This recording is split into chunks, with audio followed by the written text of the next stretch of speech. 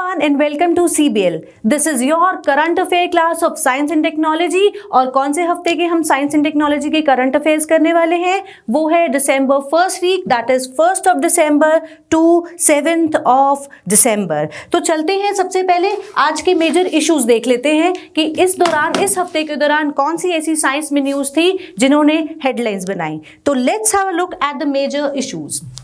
The first issue is Japan's Hayabusa 2 carrying the asteroid rocks lands in Australian outback. Japan के space exploration programme ने asteroid से rock materials वापस लेके आया है, तो एक नज़र उस पे मारेंगे कि कैसे और ये क्या मिशन था ये.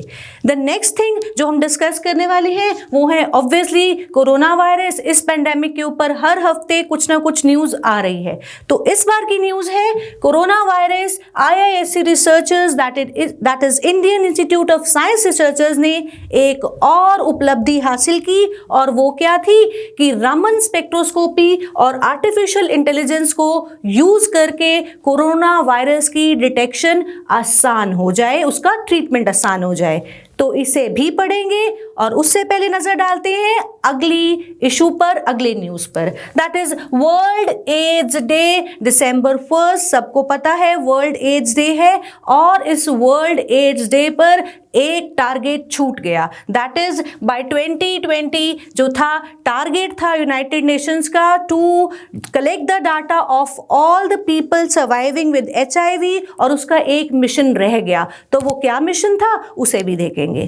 नेक्स्ट इशू जो हम डिस्कस करने वाले हैं, challenges in achieving herd immunity through vaccination. सब लोग कोरोना वायरस की वैक्सीनेशन की बात कर रहे हैं, बट क्या वैक्सीनेशन को देने में क्या क्या चैलेंजेस आने वाले हैं उसके बारे में भी हम पढ़ेंगे. कौन कौन से चैलेंजेस हैं जिन्हें ओवरकम करना पड़ेगा सो दैट वैक्सीनेशन देके इस पैंडेमिक को कम्बैट किया जा सके, ओवरकम किया जा सके. तो शुरू करते हैं अपने फर्स्ट इशू को लेकर, दैट इज कोरोना वायरस, क्योंकि ये सबसे इंपॉर्टेंट है इस टाइम पैंडेमिक. तो इसके ऊपर पहली न्यूज हमारी बनती है IISc researchers working on COVID-19 detection using Raman spectroscopy and artificial intelligence. अभी तक हमने क्या देखा, पिछले लेक्चर में भी हमने डिस्कस किया था कि कोविड वायरस को डिटेक्ट करना सबसे पहला स्टेप है. किसी भी डिजीज को अगर इरेडिकेट करना है तो उसकी डिटेक्शन सबसे ज़्यादा इंपॉर्टेंट है, और उसके लिए बहुत सारे टेस्ट किए जा रहे हैं. RT-PCR टेस्ट, RT-LAMP टेस्ट जो हमने लास्ट टाइम डिस्कस किया था, सेरोलॉजी टेस्ट. अब क्या किया गया, अब हमारे साइंटिस्ट, हमारे रिसर्चर्स बैंगलोर में क्या करना चाह रहे हैं, they are trying to use Raman spectroscopy. अब ये रमन स्पेक्ट्रोस्कोपी क्या है? रमन स्पेक्ट्रोस्कोपी, पहले तो समझ लें कि स्पेक्ट्रोस्कोपी क्या वर्ड है. बेसिकली ये एक केमिकल एनालिसिस मेथड है. एक चीज हमेशा ध्यान रखिए, जब भी कोई डिजीज आती है या कोई पैंडेमिक है, कोई भी डिजीज है, वो हमारी बॉडी के अंदर बायोकेमिकल चेंजेस प्रोड्यूस करती है. अब या तो हमारी बॉडी के अंदर वो बायोकेमिकल चेंजेस की वजह से वो डिजीज आई, या वो बायोकेमिकल चेंजेस उस डिजीज की वजह से हैं. तो बेसिकली कहीं ना कहीं बायोकेमिस्ट्री इन्वॉल्व है. बायोकेमिस्ट्री या बायोमॉलिक्यूल्स को समझने के लिए रमन स्पेक्ट्रोस्कोपी यूज किया गया. स्पेक्ट्रोस्कोपी क्या है, जहां पर हम मोनोक्रोमैटिक लाइट को प्रिज्म में से डेविएट करके a spectrum of light obtain करें. ठीक, तो रमन स्पेक्ट्रोस्कोपी जैसा कि नेम सजेस्ट कर रहा है, by the name of the eminent physicist that is sir CV Raman, 1928 में रमन स्पेक्ट्रोस्कोपी के बारे में बताया गया, और तब से लेकर अब तक इसको केमिकल एनालिसिस के तौर पे यूज किया गया. लो फ्रिक्वेंसी DNA है या प्रोटीन्स है, तो अब इसे बायोमेडिसिन में भी यूज किया गया. होता क्या है, रमन स्पेक्ट्रोस्कोपी में हम मोनोक्रोमैटिक वेवलेंथ को या लाइट को पास करते हैं. कुछ फोटोन्स अब्सॉर्ब हो जाएंगे और कुछ हो जाएंगे स्कैटर. स्कैटर होने का मतलब है या तो उनकी एनर्जी प्रिस्क्राइब्ड एनर्जी लेवल से, जो मॉलिक्यूल्स या बॉन्ड है, कोई भी मॉलिक्यूल या बॉन्ड की बात करूं, जैसे मैं बायोमॉलिक्यूल डीएनए की बात करूं फॉर एग्जांपल, जबकि यहां पर अगर हम बात करें कोरोना वायरस की, तो कुछ प्रोटीन्स मॉडिफाई हो रहे हैं बॉडी के अंदर, तो उन बॉन्ड्स को स्टडी किया जाएगा, कितनी स्कैटरिंग हुई उसको देखा जाएगा और स्पेक्ट्रोमीटर से एनालिसिस किया जाएगा, which will give an insight, एक और इनसाइट देगा हमें उस डिजीज को अच्छे से समझने के लिए। तो आर्टिफिशियल इंटेलिजेंस का यूज करके एंड रमन स्पेक्ट्रोस्कोपी को यूज करके हम अपने आप को एक स्टेप और फॉरवर्ड कर देंगे, एडवांस कर देंगे in detecting this covid virus, right. तो researchers at Indian Institute of Science Bangalore are working on rapid identification। Rapid हो जाएगी और सबसे बड़ी बात, इसमें कोई एक्सट्रैक्शन प्रोसीजर नहीं इन्वॉल्व है, बहुत ही इजी है। क्या चाहिए? सिर्फ स्पेक्ट्रोमीटर चाहिए और पेशेंट का सैंपल। तो एक स्टेप अहेड और मूव करेंगे।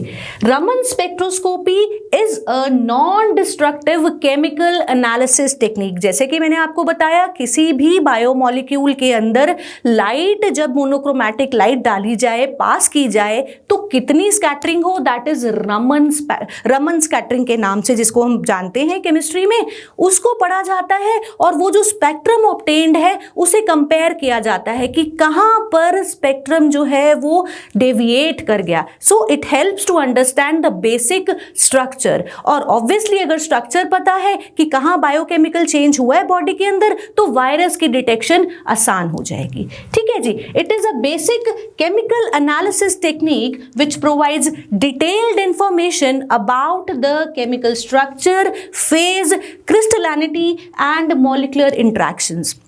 और ये इंट्रैक्शंस को पढ़ के हम जो है वो अपने वायरस को डिटेक्ट कर सकते हैं। तो हम एक स्टेप फॉरवर्ड मूव कर गए हैं और साथ ही साथ हम इसमें यूज करेंगे आर्टिफिशियल इंटेलिजेंस का। तो एक तो प्रोसेस जो है वो बहुत फास्ट हो गया, रैपिड हो गया, कॉस्ट इफेक्टिव हो गया और बिल्कुल हेसल्स फ्री, क्योंकि स्पेक्ट्रोमीटर में इस जो हमारे को बैंड ऑब्टेन होगा लाइट का, स्कैटर्ड लाइट का, उसको स्टडी करना इज मच ईजियर। और ये सारा प्रोसेस जो है वो बैंगलोर IISc किसके साथ मिलकर कर रही है? In collaboration with AIIMS Bhopal.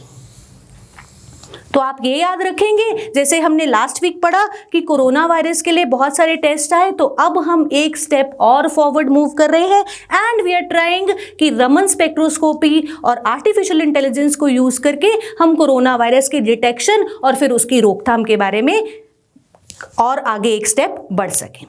ठीक है जी। तो अगले इशू पर चलते हैं, जो कि है हमारा Japan's Hayabusa 2 carrying asteroid rocks lands in Australian outback। इससे पहले कि इस न्यूज़ को पढ़ूं कि हायाबुसा एस्ट्रॉयड रॉक्स लेके आया, कहाँ लेके आया, क्यों लेके आया, पहले तो मुझे ये पता होना चाहिए कि एस्ट्रॉयड होता क्या है। तो एस्ट्रॉयड बेसिकली क्या होते हैं? हमारी अर्थ की ओरिजिन ना 4.6 बिलियन ईयर्स पुरानी है हमारी अर्थ। और बिग बैंग थ्योरी पढ़ी हुई है आपने कि एक बिग एक्सप्लोजन से ये सब प्लैनेट्स, ये सब रॉक मटेरियल्स जो थे वो स्पेस में स्कैटर हो गए। उनमें से कुछ with the passage of time जो है वो कंडेंस कर गए और प्लैनेट्स बन गए। पर सारे रॉक मटेरियल्स तो कंडेंस होकर प्लैनेट्स नहीं बने। तो आज भी कुछ rock like materials, rock like substances हमारी स्पेस में प्रेजेंट हैं, जो कि फिक्स्ड ऑर्बिट्स पर सन के इर्द गिर्द घूम रहे हैं और उन्हें कहा जाता है एस्ट्रॉइड्स। ठीक है जी। तो अब ये समझ आ गया कि एस्ट्रॉइड्स क्या हैं। दीज आर रॉकी मटेरियल्स या रॉकी सब्सटेंसेस, बड़े बड़े रॉक्स हैं जो कि फिक्स्ड पाथ पर, फिक्स्ड ऑर्बिट्स पर सन के आसपास रिवॉल्व कर रहे हैं। ठीक। अब बेसिकली ना एस्ट्रॉइड्स 3 तरह के होते हैं। ठीक। 3 क्लासेस हैं हमारे पास एस्ट्रॉइड्स की।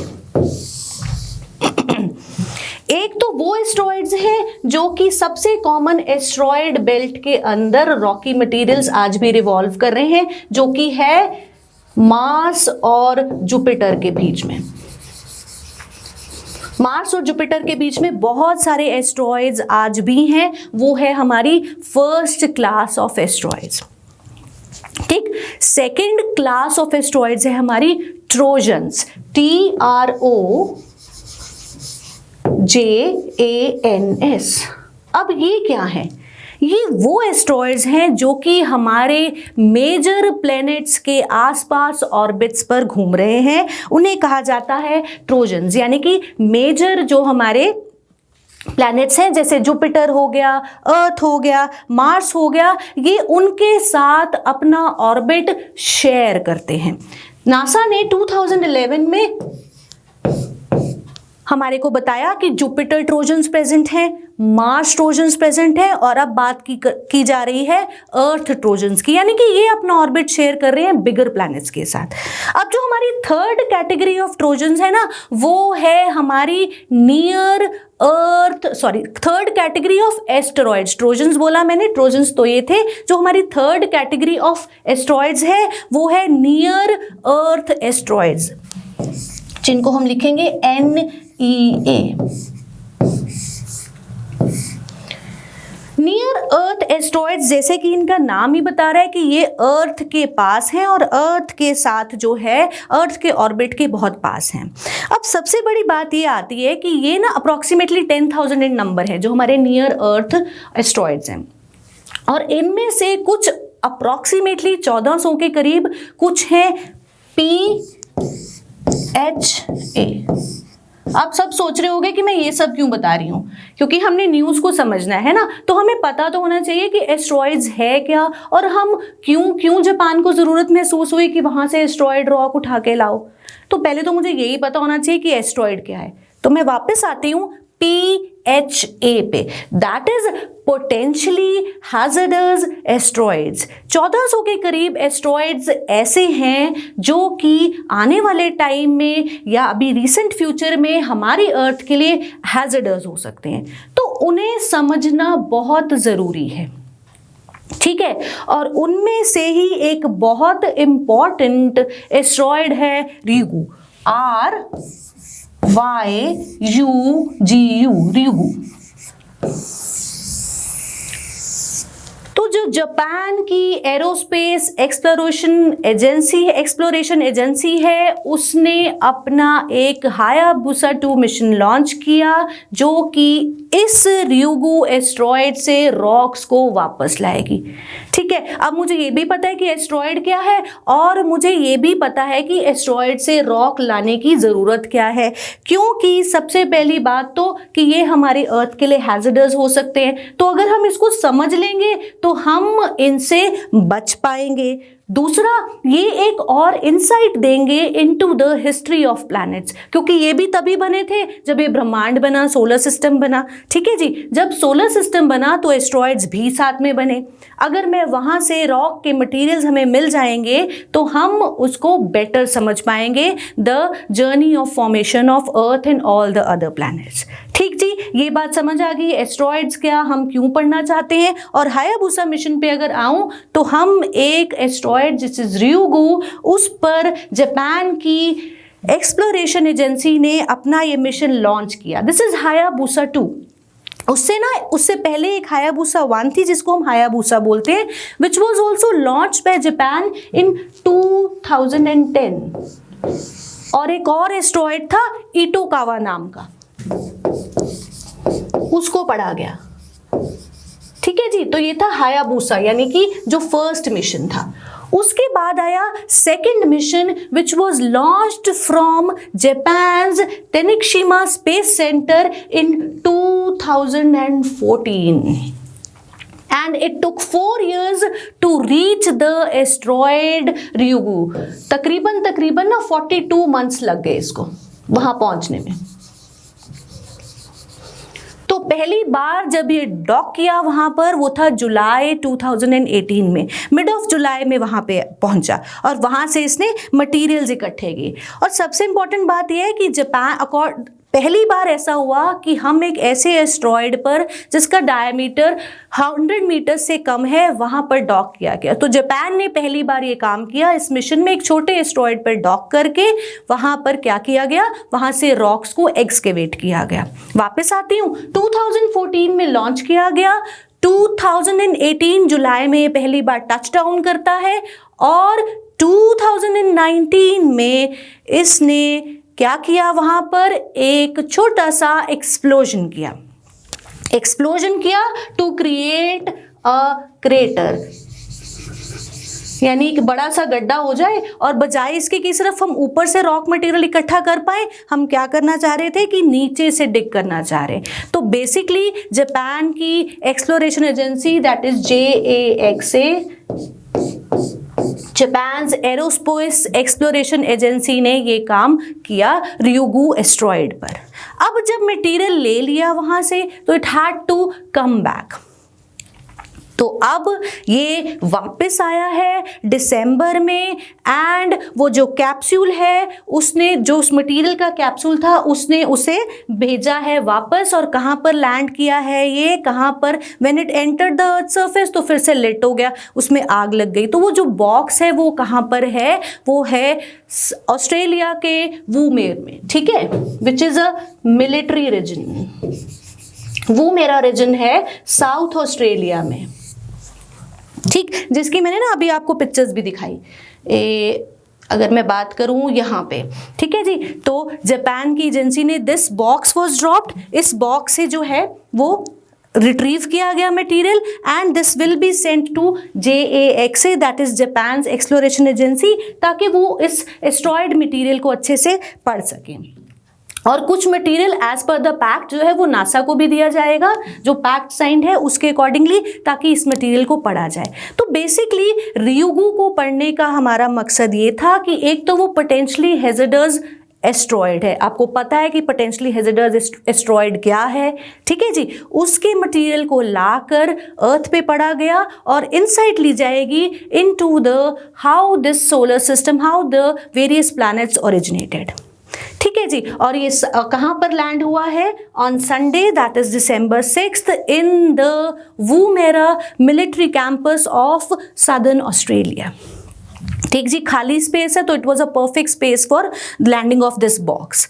और उसके बाद अब ये जो मिशन है ना, ये यहीं पे स्टॉप नहीं होने वाला। जापानीज ने क्या किया है, इसके लिए एक और अगली डेस्टिनेशन भी चुन ली है। अब यही स्पेसक्राफ्ट, इन्होंने बॉक्स तो यहाँ पे अनडॉक कर दिया, अब यही स्पेसक्राफ्ट वापस कहाँ जा रहा है, एक और एस्ट्रॉयड से लेकर आएगा और उस एस्ट्रॉयड का नाम है 1998 KY26, ठीक है जी। यहाँ पे ये सामान छोड़ा और उस स्पेसक्राफ्ट ने एक न्यू मिशन पे चल पड़ा जो कि अगले 10 साल में होगा, 2031 तक, 2031 तक एक और एस्ट्रॉयड पर पहुंचेगा। ये हायाबुसा मिशन 1998 KY26 एक और एस्ट्रॉयड पर पहुंचने का मिशन है, ठीक है जी। तो याद रखेंगे आप कि कहाँ पर से लॉन्च हुआ, कितने साल का मिशन था और वापस डॉक कहाँ हुआ है, वापस अर्थ पर आया है ऑस्ट्रेलिया में in the Woomera military space region in southern Australia, ठीक जी। ये था इस न्यूज़ के बारे में। और अभी ये मिशन फिर कंटिन्यूड है, वो स्पेसक्राफ्ट फिर कहाँ जा रहा है, टू द एस्ट्रॉयड 1998 KY26 और अगले 10 साल में वहाँ पर ये मिशन कंप्लीट करेगा, ठीक। अब हम चलें अपने अगले इशू पर, यहां तक सब बात क्लियर हो गई, ठीक। नेक्स्ट इशू जो है that is world AIDS day, India must gear up to end HIV AIDS by 2030, experts ये कह रहे हैं। आप सब लोगों ने नोटिस किया होगा लॉकडाउन पीरियड के दौरान या अभी भी लोगों का ना, या हमारे जो मेडिकल जो टीम है या जो हमारी मेडिकल फैकल्टी है वर्ल्ड ओवर, उनका सारा ध्यान है कोरोना वायरस पर। ऑब्वियसली ये एक पैंडेमिक है, इसे कम्बैट करना, इसे ओवरकम करना, कंट्रोल करना अभी मेजर इशू है। तो इस सारे इश्यूज में ना बहुत सारी जो ऑलरेडी एग्जिस्टिंग डिजीजेज हैं उनको इग्नोर कर दिया गया और उसमें से एक थी हमारी एड्स, जो कि अपने आप में एक बहुत बड़ा एपिडेमिक है, ठीक है जी। तो वर्ल्ड एड डे पर ये आया क्योंकि 2020 में ये प्लान किया गया था कि हम 90 रेशो रूल जो है वो कॉन्सेप्ट अप्लाई कर देंगे। अब वो 90 रेशो रूल कॉन्सेप्ट क्या था वो भी पढ़ाऊंगी, पर उससे पहले आप ध्यान देंगे कि एड्स क्या है। सबको पता है AIDS stands for acquired immunodeficiency syndrome, ठीक है जी, acquired immunodeficiency syndrome which is caused by a retrovirus that is HIV. HIV stands for Human Immunovirus. अब बेसिकली क्या है, इसके अलग अलग मोड्स ऑफ ट्रांसमिशन है। ब्लड ट्रांसफ्यूजन से, by having physical contact with an infected person, infected needles use करने से, HIV पॉजिटिव मदर से बेबी को ट्रांसफर होता है। ये डिफरेंट मोड्स हैं। तो बेसिकली हम क्या चाहते हैं कि हम इस रेट्रोवायरस को अपना काम ना करने दें। रेट्रोवायरस आप सबको मैंने बताया था, that is a virus which has RNA as its genetic material. अब ये ना रेट्रोवायरस करता क्या है, उससे पहले मैं एक और बात बता दूं आपको कि जब ये HIV रेट्रोवायरस बॉडी के अंदर एंटर होता है ना, तो ये क्या करता है, हमारे DNA को, हमारे स्पेसिफिक सेल्स हैं, उन सेल्स का नाम है CD4 सेल्स। कुछ घबराने वाली बात नहीं है। CD4 सेल्स बेसिकली लिम्फोसाइट्स हैं, ठीक है जी, जिनको हम T हेल्पर सेल्स भी कहते हैं। अब ये लिम्फोसाइट्स हैं, इसका काम क्या है, किसी भी इन्फेक्शन को कम्बैट करना। हमारी बॉडी को इन्फेक्शन से कौन बचाएगा, यही लिम्फोसाइट्स बचाएंगे। अब जब इस वायरस ने इन्हीं सेल्स के ऊपर अटैक कर दिया, और ये रेट्रोवायरस बहुत कमाल का है, ये क्या करता है, अपनी प्रोडक्शन करवाता है इन सेल्स से। एक बार एक सेल को इन्फेक्ट करा, अपना RNA इसके DNA के साथ ज्वाइन करा, अब वो DNA की फर्दर कॉपीज बनने लग जाती हैं, ठीक है। तो दैट मीन्स एक्चुअली वो CD4 सेल्स नहीं बन रहे, वो ऐसे सेल्स बन रहे हैं जिसके अंदर इस वायरस का RNA है, इस वायरस का जेनेटिक मटेरियल है। तो बेसिकली हम क्या बढ़ा रहे हैं, हम वायरल लोड बढ़ा रहे हैं अपने ब्लड का। वायरल लोड कुछ नहीं है, वायरल लोड का मतलब है नंबर ऑफ वायरस कॉपीज जो है वो हम बढ़ा रहे हैं, ठीक है। हमने HIV वायरस की जो कॉपीज थी वो बढ़ा दी इस वायरस ने। क्यों? क्योंकि इसने CD4 सेल्स के ऊपर अटैक करा। अब फर्दर और बहुत सारे ऐसे सेल्स बन जाएंगे। तो बेसिकली मकसद क्या है, एड्स क्या करता है, हमारी इम्यूनिटी को लोअर डाउन कर देता है। इम्यूनिटी बहुत लोअर हो जाती है क्योंकि लिम्फोसाइट्स है नहीं किसी भी इन्फेक्शन को कम्बैट करने को, किसी भी इन्फेक्शन को रोकने के लिए लिम्फोसाइट्स है नहीं।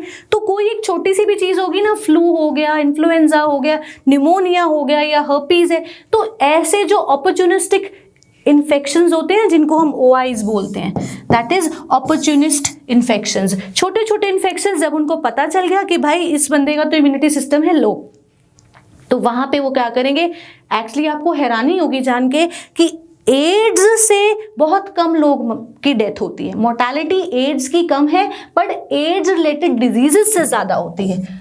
अब इसका क्या मतलब है, क्योंकि इम्यूनिटी लो है तो ये जो अपॉर्चुनिस्टिक इन्फेक्शंस है ना, इन्फ्लुएंजा, हर्पीज या निमोनिया, इनकी वजह से डेथ हो जाती है क्योंकि इम्यूनिटी लो है।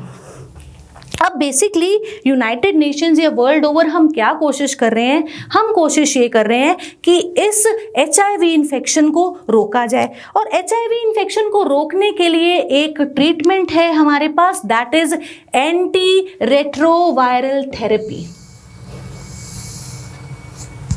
और हम चाहते हैं कि 2030 तक ये 90% ऑफ लोगों तक पहुंच जाए। उससे पहले फिर बता दूं कि अभी एंटी रेट्रोवायरल थेरेपी क्या है। एंटी रेट्रोवायरल थेरेपी जो है वो इम्पॉर्टेंट है। एड्स के ट्रीटमेंट में क्या देखा गया कि एक मेडिसिन से बात नहीं बन रही। अगर हम किसी HIV पॉजिटिव को एक मेडिसिन दे रहे हैं तो चांसेस ऑफ सर्वाइवल नहीं बन रहे, तो 2 से 3 मेडिसिन का कॉम्बिनेशन दिया जाता है इस रेट्रोवायरस को सप्रेस करने के लिए, ठीक है जी। उसको खत्म नहीं कर सकते, उसको सप्रेस कर दें, इतने लोअर लेवल पे ला दें, ठीक है जी। सप्रेशन के लिए 3 से ज़्यादा मेडिसिन की कॉम्बिनेशन दी जाती है। This is called as anti retroviral therapy. अब एंटी रेट्रोवायरल थेरेपी ना 2 तरीके से काम करती है। पहली बात तो क्या करेगी, ये हमारे इम्यून सेल्स का नंबर बढ़ाएगी, ठीक है, हमारे CD4 सेल्स के नंबर को इंक्रीज करेगी, साथ ही साथ जो वायरस का नंबर है, वायरल लोड है, उसको करेगी सप्रेस, ताकि डिजीज की सिवेरिटी को कम किया जा सके, उसकी इम्प्लीकेशंस जो हैं उनको कम किया जा सके। इम्यून सेल्स को बढ़ाना और वायरस सेल्स जो हमारी बॉडी के अंदर प्रेजेंट है उनको रिड्यूस करना, इस 2 फोल्ड तरीके से इसने काम करना है। ठीक है जी, अब आपको पता चल गया कि एड्स क्या है, HIV कैसे काम करता है और उसके लिए कौन सी थेरेपी दी जा रही है, that is anti retroviral therapy, जो कि 2 चीज़ों पर काम करेगी। CD4 सेल्स को बढ़ाएगी, यानी कि हमारे इम्यूनिटी सेल्स को बढ़ाएगी, और वायरस का सेल जो है, जो वायरल लोड है वो ब्लड के अंदर कम करेगी, बॉडी के अंदर कम करेगी। ठीक जी, यहाँ तक क्लियर हो गया। अब चाहते क्या थे हम कि December 1, 2020 तक हम 90:90 कॉन्सेप्ट अप्लाई करते हैं इंडिया में। अब ये 90:90 क्या है, चाहते हम क्या है, यूनाइटेड नेशंस क्या चाहता है कि 90% ऑफ द पीपल जो कि HIV इन्फेक्टेड हैं, हमें उनका स्टेटस पता चले। The people living with HIV, जिसे हम PLHIV लिखते हैं, people living with HIV should know their status. 90% जो है हमने लोगों को ट्रेस आउट कर लिया, उनका हमारे पास रिकॉर्ड है, डाटा है। अब ये 90% में से 90% को हम जो है ART यानी कि एंटी रेट्रोवायरल थेरेपी या ट्रीटमेंट जो है वो दे सकें। पहले तो 90% डिटेक्ट कर पाएँ, फिर उनमें से 90% को हम दे पाएँ, और जिनको दे पा रहे हैं उनमें से 90% के अंदर हम वायरल सप्रेशन को बरकरार कर पाएँ, ताकि हमारे पास क्या हो जाए, U/U, अनट्रांसमिटेबल अनडिटेक्टेबल वायरस, यानी कि वायरस की डिटेक्शन इतनी लो हो जाए। लो कैसे होगी, जब वायरल लोड बॉडी के अंदर कम हो जाए। तो हम एक U/U जो है वो कॉन्सेप्ट लाना चाह रहे हैं, दैट इज अनडिटेक्टेबल, डिटेक्ट ना हो, इतना कम वायरस को हम इतना सप्रेस कर चुके हों, and then it should be untransmittable, आगे ट्रांसमिट भी ना हो। ठीक जी, और उसके लिए हम पहले ही हाई रिस्क ग्रुप्स को जो है एडुकेट कर ही रहे हैं, उनको IE सर्विसेज दे ही रहे हैं, यानी कि इंफॉर्मेशन, एडुकेशन एंड उनकी काउंसलिंग भी कर रहे हैं, केयर भी दे रहे हैं उन्हें। तो हम ये सब कुछ करना चाहते थे 2020 तक, पर वो हो नहीं पाया owing to this corona virus pandemic. Now on this world AIDS day it has been decided कि 2030 तक हम ये सब कर पाएँ, U/U ला पाएँ, 90:90 जो है कॉन्सेप्ट, इसको अप्लाई कर पाएँ, और लोगों तक अगर रेट्रोवायरल थेरेपी पहुंच जाएगी, जो लोग HIV से इन्फेक्टेड हैं, तो हम इसकी ट्रांसमिटेंस को भी रोक सकते हैं। ठीक, इसी के साथ ना एक छोटी सी चीज़ और पढ़ लेते हैं। न्यूज़ तो यहीं तक थी कि हम करना क्या चाहते हैं 2030 तक। अब मैं आपको एक और बता दूं, अब है, जैसा मैंने आपको बता दिया, दैट इज अनडिटेक्टेबल एंड अनट्रांसमिटेबल। ठीक, ये मैं आपके साथ बात कर चुकी कि हम इसमें 2030 तक क्या करना चाहते हैं। ठीक, अब हम बात करते हैं नेशनल एड्स कंट्रोल ऑर्गेनाइजेशन। इसके ऊपर क्वेश्चन पूछा जाता है, इसलिए थोड़ा सा इसके बारे में समझ लेते हैं कि क्या है। ठीक है जी, हमारे देश में है national AIDS control organization, that is NACO, जिसके लिए एक रेड रिबन जो है वो आप लोगों ने देखा होगा, इसका सिंबल भी है। तो ये लॉन्च किया गया था 1992 में, और लॉन्ग बैक उस टाइम पर ना कि कोई भी अगर किसी को एड्स है या HIV पॉजिटिव कोई है, तो वो अपने चेकिंग ही नहीं कराता था, जाके हॉस्पिटल में बताना ही नहीं, क्योंकि हमारी सोसाइटी में एक बहुत बड़ा टबू है, अरे इसको एड्स है, इसके साथ बात नहीं करना, बैठना नहीं, तो ये सब चलता था। तो basically national AIDS control organization क्या चाह रही है, 1992 में इन्होंने एक प्रोग्राम लॉन्च किया, नेशनल एड्स कंट्रोल प्रोग्राम, ताकि ये सब चीज़ों को कम्बैट किया जा सके। सोसाइटी में अगर ऐसे लोग एग्जिस्ट कर रहे हैं HIV पॉजिटिव जो हैं, तो उनको ना सोसाइटी का मेन स्ट्रीम में लेके चला जाए, पीछे नहीं छोड़ दिया जाए। तो ये प्रोग्राम चला गया, प्रिवेंशन और control of HIV AIDS in India. और इसके 4 फेजेस लॉन्च किए गए। First was NACP1 which was launched in 1992 और इसका मकसद क्या था? Slowing down the spread of HIV infections so as to reduce morbidity, mortality and impact of AIDS in the country. तो सबसे पहले तो यही करना था कि इस पेस को, जो इतने सारी नंबर ऑफ एड्स पेशेंट्स बढ़ रहा है, उसको स्लो डाउन किया जाए। तो NACO का फर्स्ट प्रोग्राम था NACP1 which was launched in 1992। The second phase came in 1991, नवंबर 1999 में आया NACP2। ठीक है, और फिर से इसके की ऑब्जेक्टिव्स क्या थे? To spread the HIV infection and to increase India's capacity to respond to HIV AIDS to on a long term basis. किसी भी देश की एक कैपेसिटी होनी चाहिए ना उस डिजीज को कम्बैट करने की, तो उस कैपेसिटी को बढ़ाने की बात की गई। और वो कैसे होगा? जब हम लोगों को एडुकेट करेंगे। हमने हाई रिस्क ग्रुप जो थे HRGs, यानी कि जो ड्रग एब्यूजर्स हैं या जो भी हमारे ये सेक्स वर्कर्स हैं, ऐसे हाई रिस्क ग्रुप्स को टारगेट किया जाए, तो कैपेसिटी बढ़ाने की बात की गई। Then there was NACP third program which was the third phase and it was launched in July 2007 with a goal of halting and reversing the epidemic by the end of project period. चाहते हम ये थे, शुरू में हमने क्या किया कि हम इसकी रोकथाम करें। अब रोकथाम होनी शुरू हो गई, लोगों को एडुकेट करना शुरू कर दिया। अब इस इफेक्ट को रिवर्स किया जाए, यानी कि अब आगे नहीं बढ़ना है, जितना जहां तक है उसको कंटेन करके रखना है, ट्रांसमिटेंस जीरो करनी है, अनडिटेक्टेबल, अनट्रांसमिटेबल। ठीक है, हम ये करना चाहते हैं और ये अचीव करेंगे in the fourth phase. Fourth phase के अलग अलग कंपोनेंट्स थे। First was intensifying and consolidating preventing services with focus on HRGs, यानी कि हाई रिस्क ग्रुप्स के ऊपर फोकस किया जाए।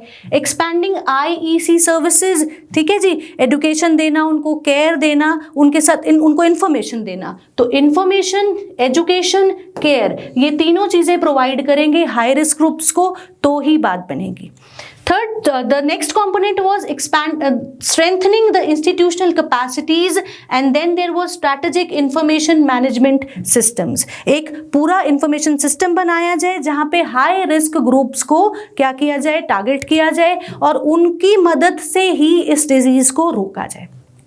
तो ये था हमारा NACP। पर हमारी न्यूज़ क्या थी कि अब जो डेडलाइन सेट की गई है that is 2030 to achieve this ART techniques to the 90% of people living with HIV, और इसको अनडिटेक्टेबल, अनट्रांसमिटेबल फेज तक पहुंचाया जाए। Moving to the next news that we have to focus is challenges in achieving herd immunity through vaccination. सब wait कर रहे हैं कि कोरोना वायरस की वैक्सीन आ जाए, ठीक है जी, और जो है हम एक हर्ड इम्यूनिटी मेंटेन कर ले। बट चैलेंजेस भी तो हैं उसके साथ। कोई भी वैक्सीन अगर आती है, सबसे पहली बात तो वो किसको दी जाएगी, कब दी जाएगी, क्या क्राइटेरिया सेट होगा, क्योंकि आज भी कोरोना वायरस के ऊपर रिसर्च R&D चल ही रही है। तो हर्ड इम्यूनिटी का मतलब क्या है? हर्ड इम्यूनिटी से हम मानते हैं कि अगर हम 70% जनता को ना इम्यून कर दें तो हमको सारों को वैक्सीन देने की जरूरत नहीं है, पूरे देश को वैक्सीन देने की जरूरत नहीं है। अगर हम 70% जो है अचीव कर ले immunity, that is herd immunity.